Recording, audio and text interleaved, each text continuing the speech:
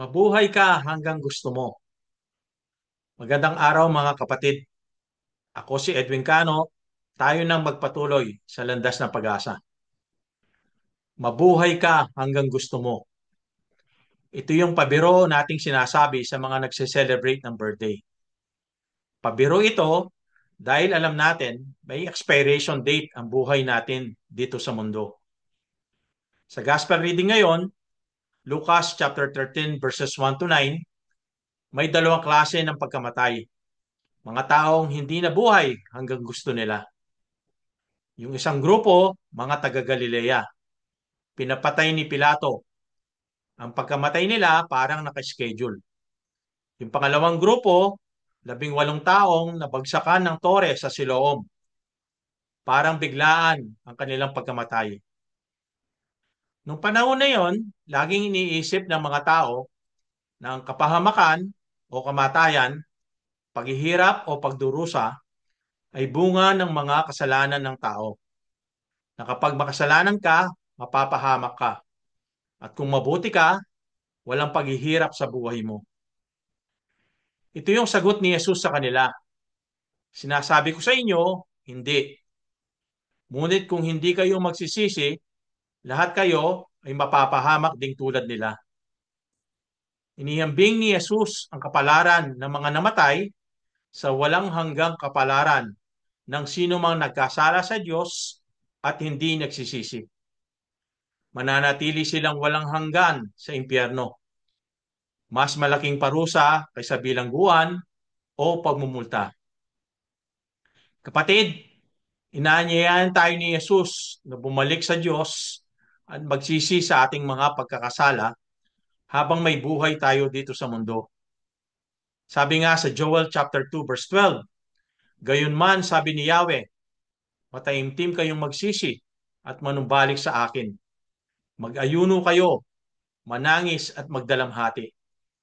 Kahit ngayon, kaibigan, magbalik kay Jesus at tumalima sa ating mga kasalanan. Ang Diyos ay mapagmahal, may pasensya at may grasya sa atin. Gaya sa talinhaga ng puno ng ibos na walang bunga, na binigyan pa ng panahon upang magbunga. Ang pasensya at pagmamahal ng Diyos sa atin ay walang expiration date.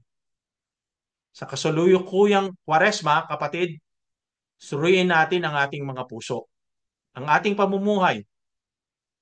Ano-ano ang iyong nagawang kasalanan? Magdasal at angkinin ang makasalanan at ikumpisal ang kasalanan sa pari. Ano pa ang ating pwedeng gawin? Mag-ayuno at magbalik sa Panginoon. Mamuhay ng banal at iwasan ang mga sitwasyon nagdadala sa atin para magkasala. Kung minsan sa mga ibang tao, pwedeng alam nila kailan sila mamamatay. Para sa karamihan, di natin alam kailan ang ating expiration date. Kahit may schedule o wala, o di natin alam ang expiration date natin dito sa mundo, habang may hininga at buhay tayo, mataimtim tayong magsisi at manumbalik sa Diyos. Ang buhay natin dito sa mundo ay may expiration date. Ang Diyos, ang kanyang grasya, ang kanyang pasensya, at ang kanyang pagmamahal ay walang expiration date.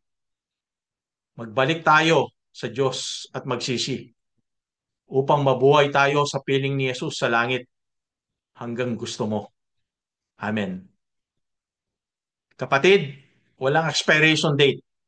Kung i-share mo itong video o mensahe ng simpleng gospel reflection na ito sa iyong mga kakilala, kaibigan, o kapamilya, o kasama sa simbahan,